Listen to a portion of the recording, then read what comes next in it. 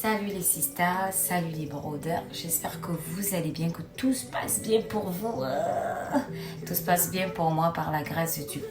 Aujourd'hui je voulais juste vous parler des gros mots.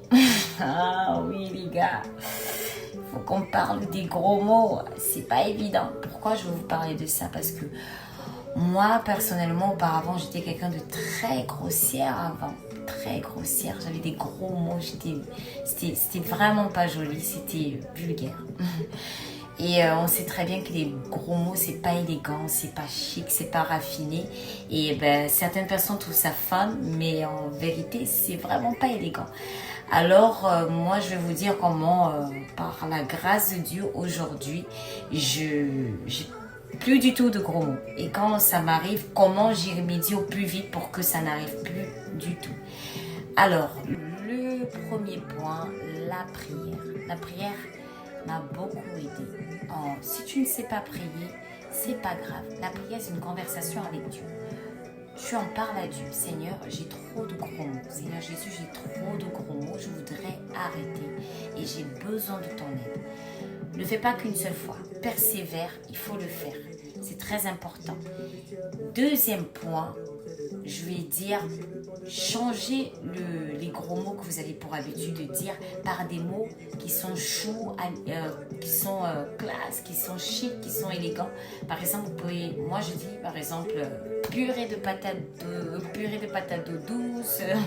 je dis vraiment quand je veux dire ou bien bonbon ou bien café. En fait, vous pouvez utiliser des mots de pâtisserie par exemple, chocolat, cake au miel, voilà.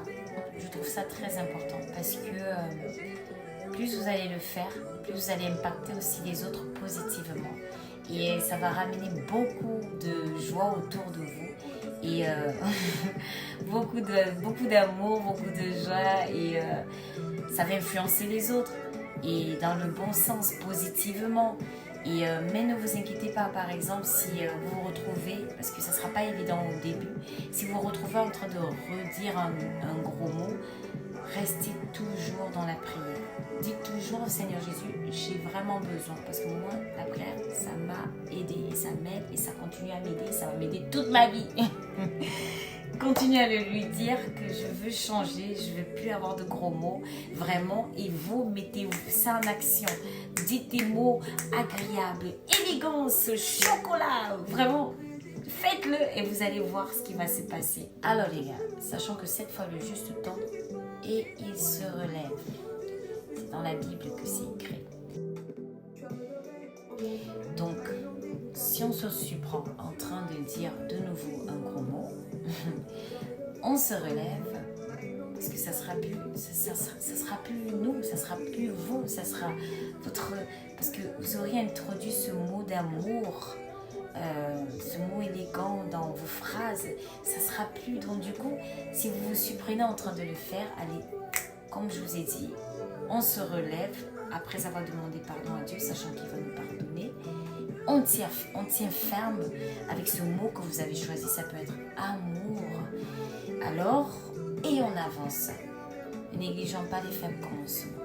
Ne négligeons vraiment pas. Et ce n'est pas que pour nous, c'est aussi pour les générations futures, les amis, les sisters, les bonheurs.